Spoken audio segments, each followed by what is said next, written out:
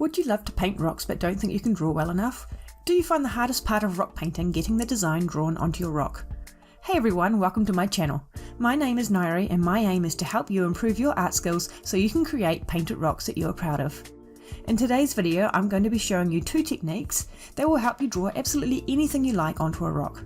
If you're new to my channel and like this video, please click subscribe as it would really help me out a lot. So let's get straight into it.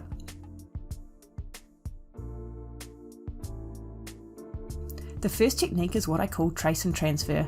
To do it, you'll need a source image that you want to draw onto a rock. This can be a picture in a book or printed on paper or on your phone, computer screen, it really doesn't matter. You'll need a pencil and some tracing paper. And finally, you'll need transfer paper such as carbon copy paper, which you can buy from a stationery store. I'll put details in the description below of the products I'm using. Then simply trace the image you want to paint onto the tracing paper.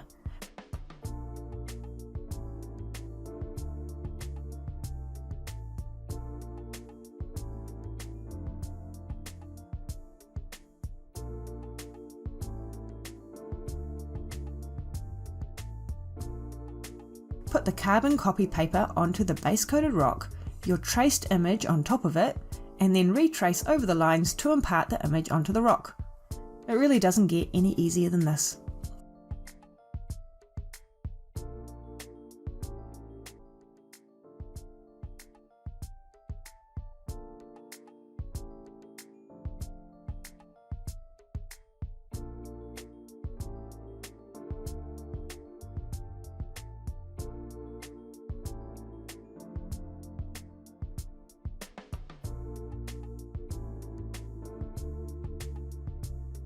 If you'd like to paint your background first, like I have with this blue gradient, that's absolutely fine. I found the carbon paper worked just as well, even over blue.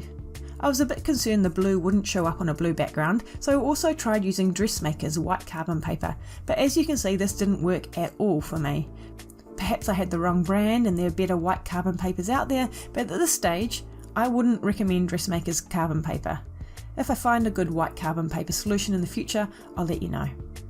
The key thing when tracing and transferring your image onto a rock is to ensure your image doesn't move around on the rock while you're tracing it. So keep it as still as you can. If you feel like you need to, you can always tape the image onto the rock to help secure it before tracing the lines. I'd recommend using painter's tape like Nitto tape or tape spec, as these are really easy to remove and don't leave any residue. So trace and transfer is a super quick and easy technique, but it only works if the size of your image is the same as the size of your rock. If not, there's a couple of other things you can do. Firstly, you could resize the image on your computer or use a photocopier to reduce or enlarge it. Or if you don't have access to either of these, or if you don't like the idea of tracing and you'd rather draw it yourself, the next technique can help you do that. So technique number 2 is using a grid system. To do it, you will need a source image that you want to draw onto a rock. This will need to be printed on paper or traced onto paper so you can draw grid lines over the top of it. And you'll need a pencil and ruler. What the grid system does is really helps break down an image into smaller components and provides reference guides for where each line in your image should be positioned. So you don't need to try and draw the whole image, you just draw the lines in each square in the same position on the square on your rock. It's a great tool for making what may seem near impossible totally achievable. So let's get into how to do it.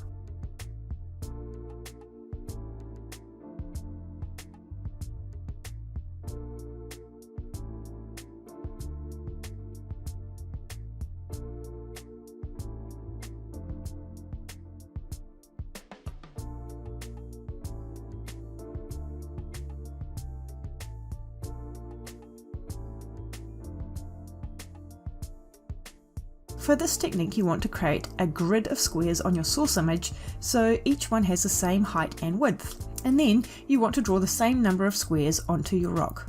The squares on your rock won't be the same size as the squares on your source image, but because they'll be proportionally the same, as in they also have a 1-to-1 ratio of height to width, it will work. So first, let's grid up the source image. To determine how big the squares should be, measure the height of your source image with a ruler and then pick a number that easily divides into it. If you have a large image and a small rock, make sure your squares on your source image are quite large, otherwise it will become very cluttered when you draw the squares onto your rock.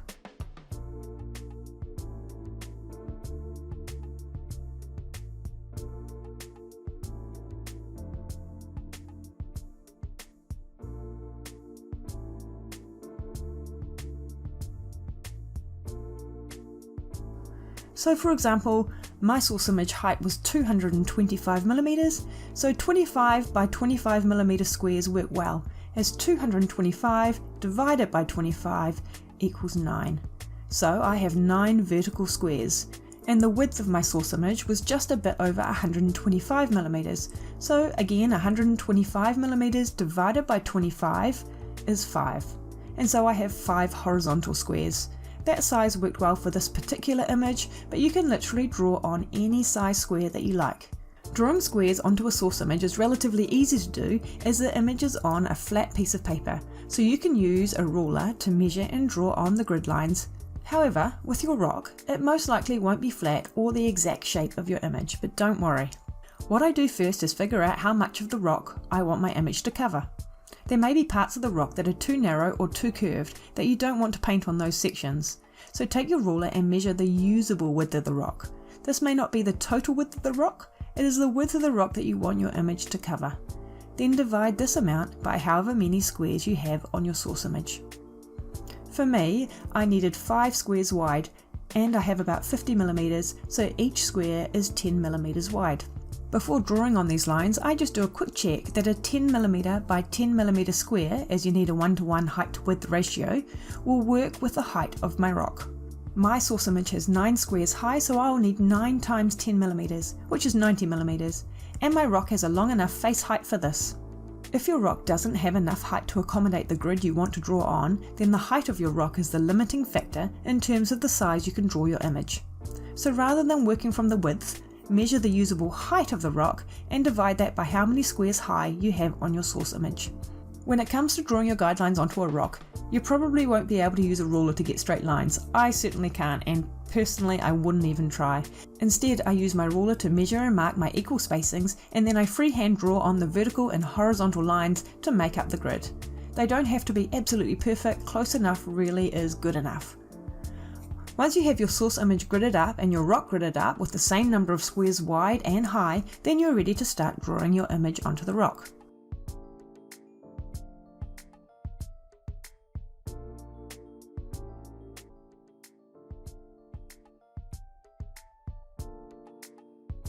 To draw the image onto your rock, choose one of the squares in your source image and copy the lines in that square into the same square on your rock. When you do this, you don't want to worry about what you think the picture looks like. Just focus on exactly where the lines start and finish relative to that square. And continue to do this square by square, and little by little, your picture will start to come together. If you find one square has a lot more detail in it, and you want more help with the positioning of the lines, draw a line vertically through the center of it and horizontally through the center of it on both your source image and your rock. This then splits a square into 4 smaller squares, which you can then approach one by one.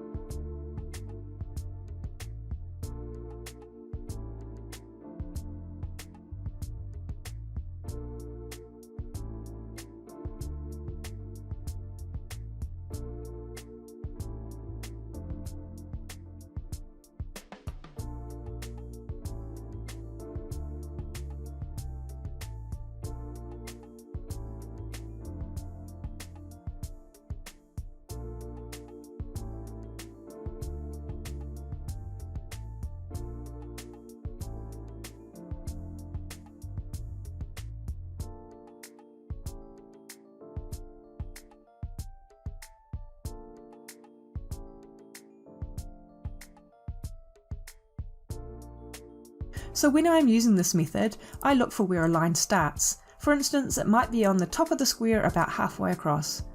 And then I look for where the line ends. For instance, it might be on the bottom of the square about 3/4 of the way across. And then I look at whether the line is straight or has a curve in between these 2 points, and I can draw it on. The grid technique makes it possible to accurately position all the various components of an image and enables you to reduce or enlarge any image to suit the size that you're wanting to recreate it. And square by square, little by little, the image starts coming together. And that's it. I really hope you find these 2 techniques helpful, and if you've enjoyed this video and want to see more, please click like and the subscribe button below.